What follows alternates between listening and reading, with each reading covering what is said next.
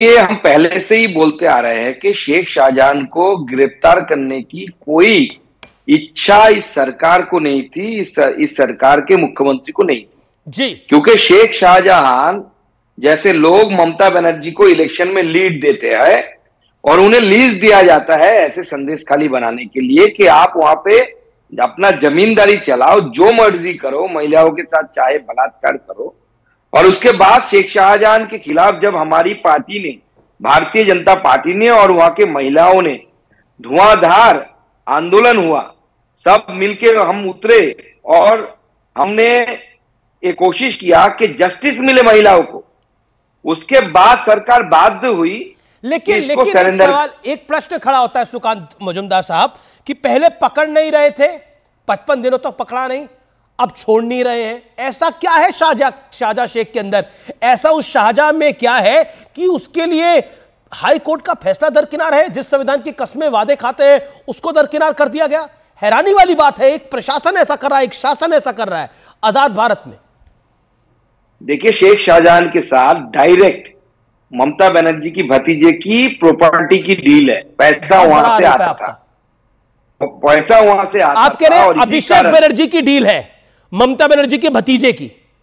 लोग कहते हैं कि उनके साथ पैसे की डील है और यहां से जो पैसा उगाए होता था। लोगों का मानना है कि बहुत बड़ा आरोप है। शेख शाहजहां अकेला नहीं रखता था, ये तृणमूल कांग्रेस के टॉप मोस्ट लीडरशिप तक जाता था। इसलिए शेख शाहजहां अगर ईडी के या सीबीआई के हाथ चढ़ गया, सीबीआई के हाथ स्पेशली कोर्ट ने जो verdict दिया है, सीबीआई के हाथ चढ़ गया और उसने अगर मुंह खोल दिया, क्योंकि पुलिस को तो आप देख रहे हैं जो विजुअल्स आपके टीवी में चल रहा है। लेकिन बंगाल सीआईडी क्या कह रही है इस विषय को लेकर? बंगाल पुलिस क्या कह रही है? बंगाल की सरकार क्या कह रही है? सुकांत, देखिए, बंगाल की सरकार के पास कुछ बोलने लायक नहीं है, वो बोल नहीं रहा है। ये लोग तो संविधान को मानते नहीं, ये ना डेमोक्रेसी को मानते हैं ना कॉन्स्टिट्यूशन को मानते हैं, कुछ नहीं मानते। वो समझते हैं कि आप इलेक्शन जीत गए हैं तो आप इलेक्शन जीतने के बाद अमित जी के जो चाहे कर सकते हैं। लेकिन Sukanta Majumdar, there is a legal binding, इसे एक लीगल बाइंडिंग कहता है। अगर हाई कोर्ट का ऑर्डर है, जब तक सुप्रीम कोर्ट उस ऑर्डर को ओवर रूल ना कर दे, उस ऑर्डर को बदल ना दे, उस ऑर्डर को आपको मानना पड़ेगा, या तो स्टे दे दे सुप्रीम कोर्ट, तो बात अलग है। लेकिन अभी कुछ ऐसा नहीं हुआ है, लेकिन उसके बावजूद नहीं दिया। मतलब यह हैरानी की बात है अपने आप में, और कोई पॉलिटिकल बात नहीं है। एक अपराधी को प्रोटेक्शन दिया जा रहा है, एकदम एक अपराधी को प्रोटेक्शन दिया जा रहा है। 55 दिन तक प्रोटेक्शन नहीं दिया गया। हम लोग पहले दिन से बोल रहे हैं कि ममता बनर्जी को पता है, डीजी को पता है कहां शेख शाहजहां था, लेकिन उन्हें अरेस्ट नहीं किया गया। बीच में वो एक बार बांग्लादेश भी चला गया, ऐसा इनपुट भी हमारे पास आया था। वहां पे बॉर्डर पूरा से कभी भी आप उधर जा सकते, इधर जा सकते।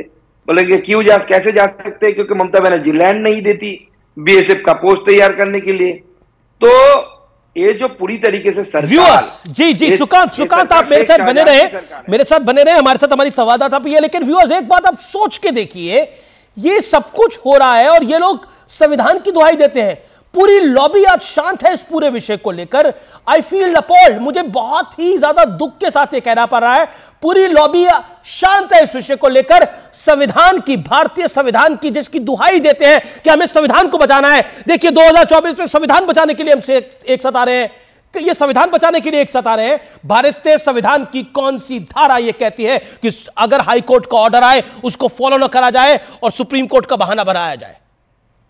एक अपराधी को बचाने के लिए शासन प्रशासन किस हद तक जा सकता है, ये हम सुना करते थे। 1990 के दौर में होता था, 1980 के दौर में होता था, लेकिन 2024 के अंदर पश्चिम बंगाल के संदेश खली के अंदर यह हो रहा है। इसका जीता जागता सबूत व्यूअर्स आपके सामने है। अगर भरी दोपहरी में कोई आंखें बंद कर ले तो उसे अंधेरा नहीं कहा जाता। मैं ये बात बहुत बार रिपीट करता हूं, ये भरी दोपहरी में आंखें बंद करने के बराबर है। जो शाहजहां शेख की कस्टडी नहीं दी गई है, ये अपने आप में बहुत बड़ी खबर नहीं है, ये त्रासदी है भारत के लिए कि एक अपराधी जो औरतों के साथ निर्मम व्यवहार कर रहा है, जिसको यहां पे बोलना भी कठिन है, उस अपराधी को प्रोटेक्शन दी जा रही है। और प्रोटेक्शन कौन दे रहा है? बंगाल पुलिस और सीआईडी दे रही है क्या? आंशिका सिंह, अभूतपूर्व हुआ है ये। प्रोटेक्शन नहीं, मतलब कस्टडी नहीं दी गई है, क्यों, कैसे?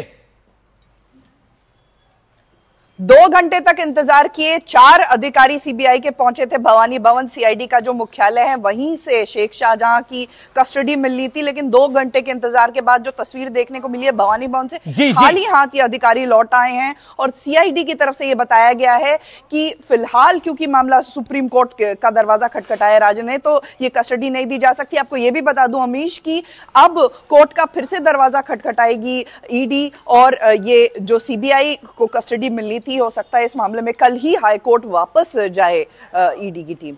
बड़ी खबर है, एनसीडब्ल्यू ने बंगाल में राष्ट्रपति शासन की भी सिफारिश कर दी है।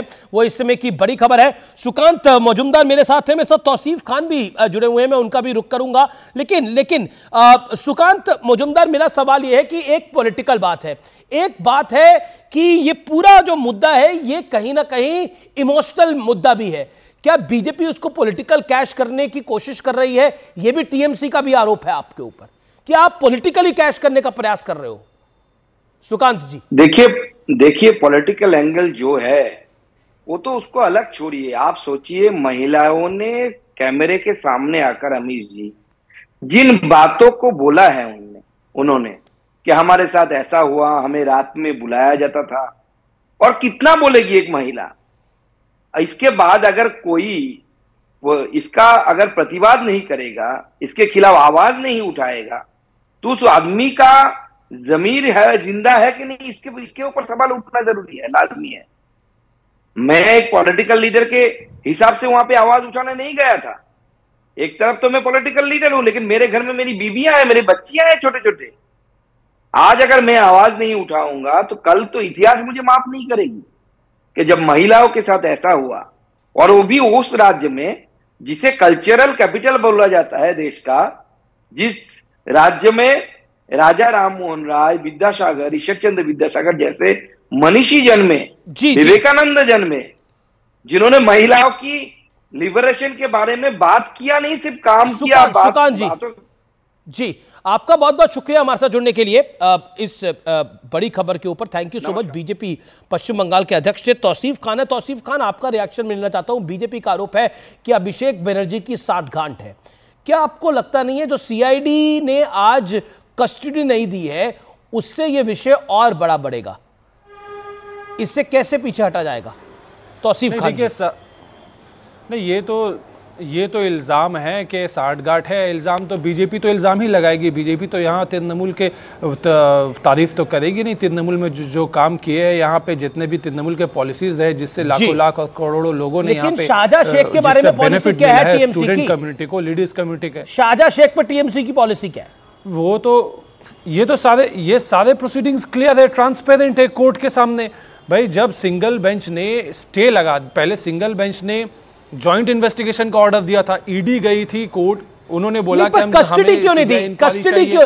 और वेस्ट बंगाल पुलिस के खान, सारी बातें सही है, आपका इरादा ठीक है, आपकी भावना ठीक है, लेकिन कस्टडी क्यों नहीं दी? सीआईडी को कस्टडी देनी चाहिए थी। देखिए अमीश लीगल बाइंडिंग है ना, डिवीजन बेंच के ऑर्डर को सुप्रीम कोर्ट में चैलेंज आज तो जो भी हो, सिंगल बेंच का ऑर्डर हो, डबल बेंच का ऑर्डर हो, लीगल बाइंडिंग है, लीगल बाइंडिंग है, कॉन्स्टिट्यूशनल बाइंडिंग है देने की। सुप्रीम कोर्ट को अगर आज कस्टडी दे दी जाए तो कल जो है वो हमारा अपील इनफ्रक्चुअस हो जाएगा ना।